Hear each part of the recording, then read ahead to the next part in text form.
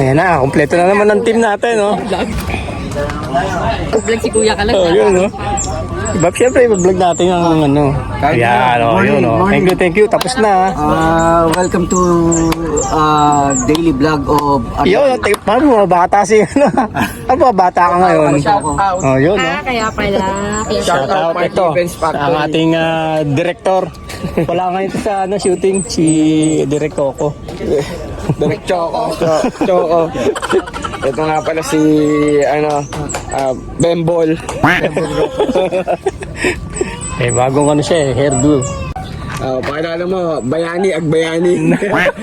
Ayun. Alright. Ganda ng venue, oh.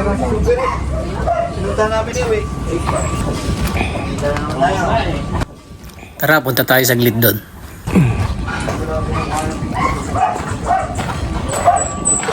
Wow, linis ng tubig ah, linaw. Kita niyo ba yung maliliit na isda? Ayun, oh.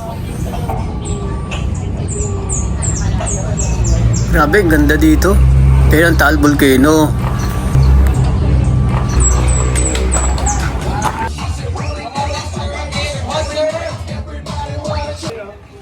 Pack up na. Tapos na. Tikman natin yung kaping barako. Tignan mo munang mainit, Kuya. Mainit. Eh, mapasok. Ito talaga. Aba, matapang. Kuha tayo ng sapin-sapin. Eh, ba to? Mahablaan kaya ata to.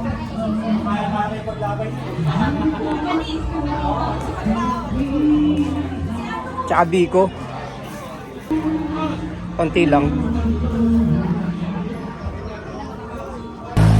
Nagkakarga na ng gamit. Miss, newly up yung price? Newly up itong price? Ay, Miss, pasuyin na lang ako. Thank you. Miss, pwede makahingi pa na kita. Thank you. Ano na ako, pa-apat? Ulot ng Marinduque. Sabi siguro ni Kuya, parang masarap naman sabay sa kanila. Lagi na sasabay. Sabay na lang Yun, kaya no? ako lagi. Basta naman pag ano Kuya, sabay ka na lang. Oh, sige. Oo, pagka... Thank you. Spoon. Ay, walang spoon kamay, hindi lang. Oo nga, wala. Paano to? Hindi nagbigay ng spoon. Hindi mo chinay kung may spoon, babe. Walang binigay na spoon. Kamayin nyo na. Kapuin mo. Kuya, kapag kung may lalapit sa'yo, 10 piso lang naman bigay dyan.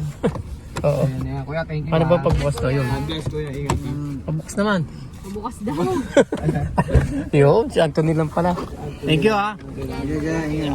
Thank you. Okay. Sasakay na sa bus yan. Ah. Yeah, thank you.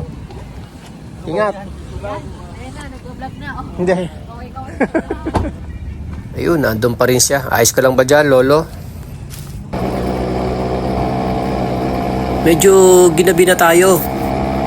Dumaan pa kasi tayo sa Carbona, doon sa mga pamangkin ko, doon sa kapatid ko. Ito, paakyat na tayo ng Sigsag Road. Sigsag Road dito sa Carmona, Cavite.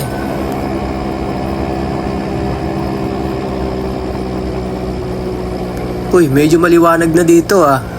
Nung last na daan ko dito nung December, napakadilim dito. Wala kang makikita kundi yung mga ilaw sa karsada na yan. Yung sa gitna ng karsada. Yan. Buti naman at nalagyan na.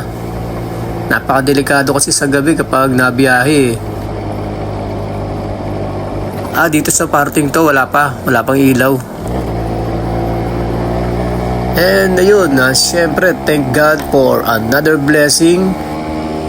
Maliit man yan o malaki, we should be thankful sa mga pumapasok na blessing. At ang importante, syempre, masaya ka sa ginagawa mo. Diba? Peace out.